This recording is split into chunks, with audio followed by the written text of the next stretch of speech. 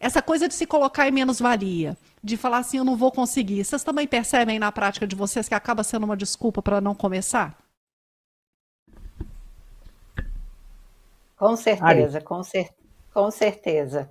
Mas como a gente associa muito, né, o olhar com o outro ao externo, e, Carol, eu vou fazer um parêntese aqui, porque eu acho extremamente importante, é uma coisa que eu gosto, faço, que é sempre, e sou muito curiosa, que é buscar conexões com tudo em relação ao corpo, exatamente para ninguém ter desculpa quando vier falar comigo que tem uma profissão X que pensa assado.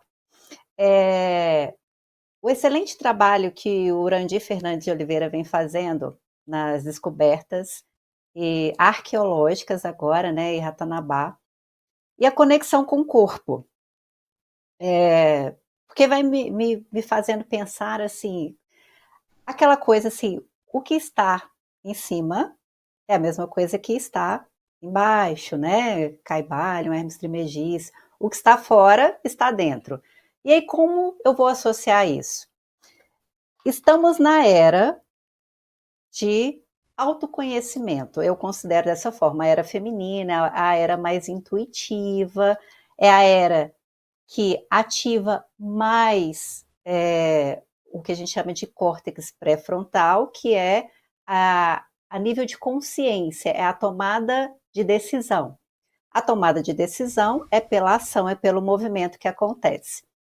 E associando a arqueologia e todo o conhecimento que a gente tem no corpo, se a gente parar para pensar que está tudo conectado, toda vez que há descobertas arqueológicas do passado, eu recebo essa informação pelo meu campo eletromagnético e ativo circuitos de vidas passadas, de memórias que eu já tive. Então, isso leva conhecimento para as pessoas de forma não, não física, Uhum. mas consciencial e energética.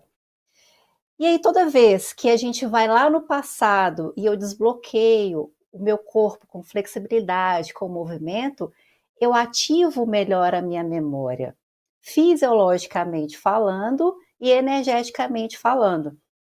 E aí eu falei assim, gente, tem tudo a ver. Então, a arqueologia, ela conecta com o nosso corpo físico, porque faz com que eu receba o conhecimento do passado.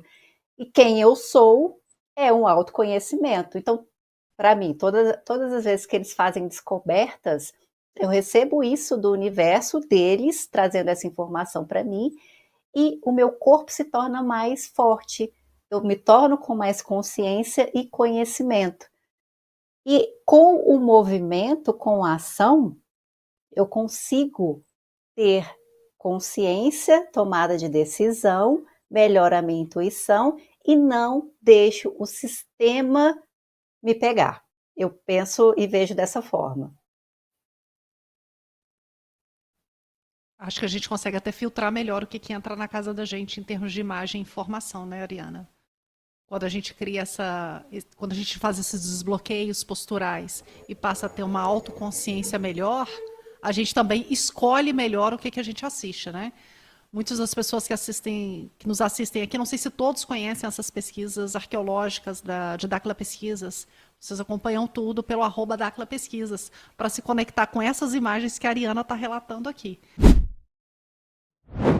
Mas se você não acompanha essas pesquisas, minimamente te permite escolher melhor o que, que você vai assistir, né? Como o Michel estava falando, às vezes a gente vai chegando em casa, liga o Netflix, assiste qualquer coisa, quando a gente vê, a gente nem sabe direito o que, que assistiu, né? Nem presta atenção, não fica nada. E esses Exatamente, bloqueios vão ficando cada vez mais permanentes, né? Mais endurecidos, mais enrijecidos na gente.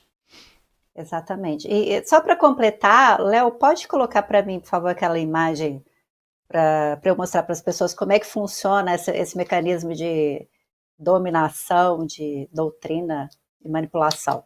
Olha só, pessoal, essa é uma teoria do cérebro trino, tá? Muito usada aí na neurociências, no neuromarketing, que é O que a gente mais faz é estar em redes sociais, né? Então funciona dessa forma. A gente tem ali o neocórtex, que é o córtex o mais recente, digamos, né? Tem a menininha ali pensando, olha só, pensar. No meio da cabeça tem o sistema límbico, que é o emocional, que é o sentir, as emoções. E eu tenho, logo aqui abaixo, na região da nuca, o cérebro que a gente chama de reptiliano, que é o instintivo, que é o de lutar ou fugir, tá? Que é ali onde vai agir. Então, como é que ocorre e como é que eles fazem esse tipo de manipulação? Eles sempre vão fazer com que você tenha uma emoção e haja, tenha uma emoção e haja, sinta, haja. Sempre fica ali, ó, do meio para ação, do meio para ação.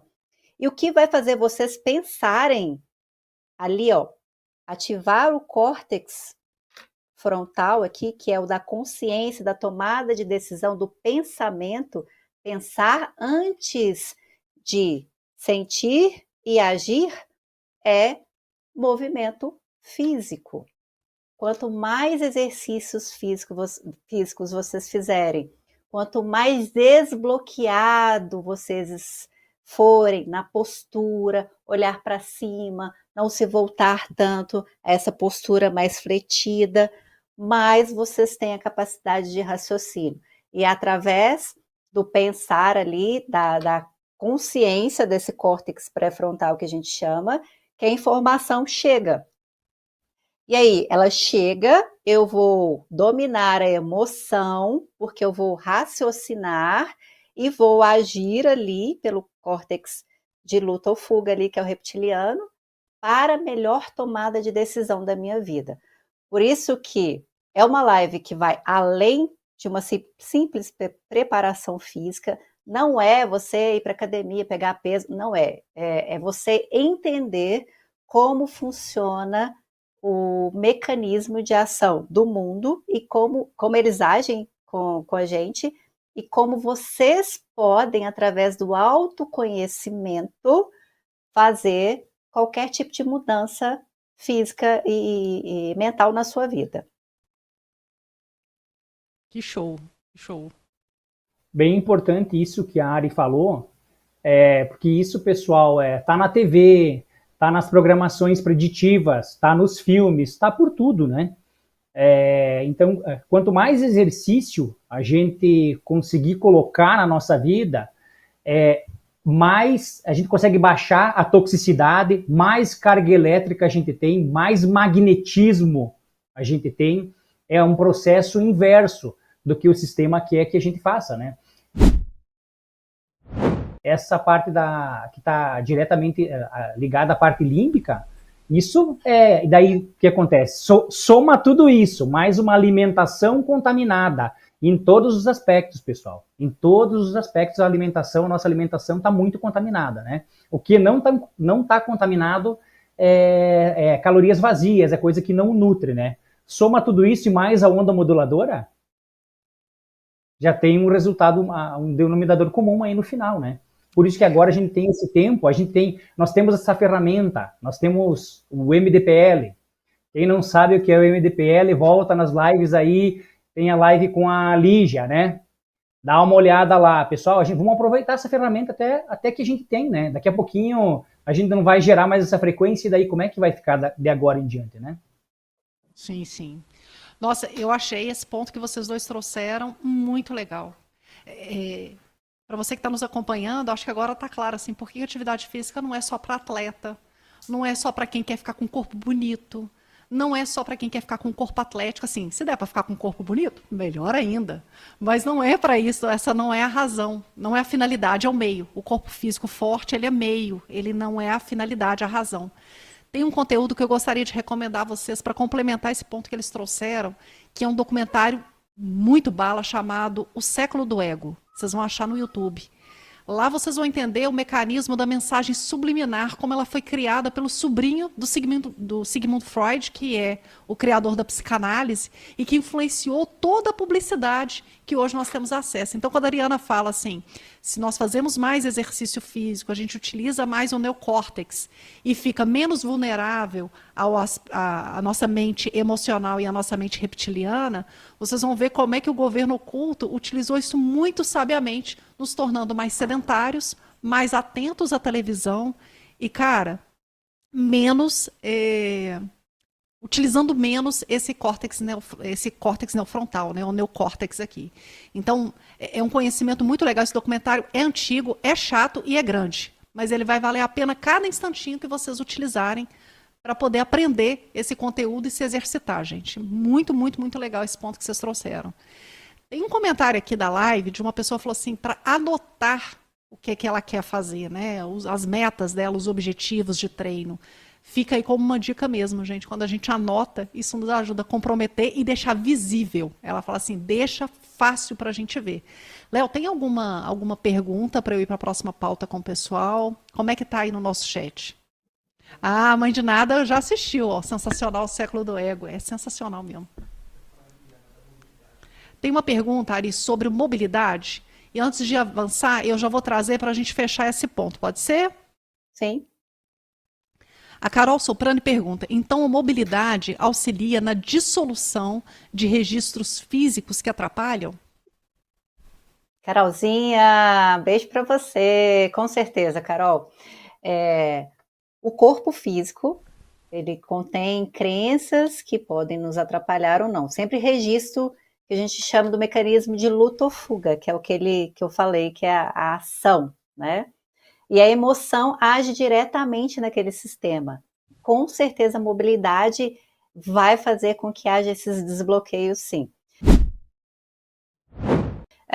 Só acrescentando o seguinte, quando a gente vê lá na rede social aquele povo alongando, fazendo aqueles movimentos, né, maravilhosos, né, colocando o dedão lá na boca, né, e aí você fala assim, é lindo, mas eu não consigo fazer. Isso é um mecanismo que vai te bloquear, né? Emoção, ação. Eu vejo, não consigo, não vou fazer. Só que o seguinte, pessoal, para você desbloquear é o simples. Você não precisa ter aquela abertura espetacular. A gente avalia o seu padrão físico, postural, e aí a gente vai fazendo ajustes e desbloqueios articulares que não precisa de você ter aquela abertura. Se você quiser, óbvio, né? Você pode ter. Mas para você desbloquear as questões físicas e mentais, com a mobilidade e o alongamento, a gente vai ajustando a articulação, recolocando ela no lugar e alinhando a sua postura. Você tem resultados fantásticos e não precisa chegar àqueles alongamentos magníficos. Isso aí é o mecanismo que eles agem muito como forma de, digamos assim, de impedir você que chegue a algum lugar.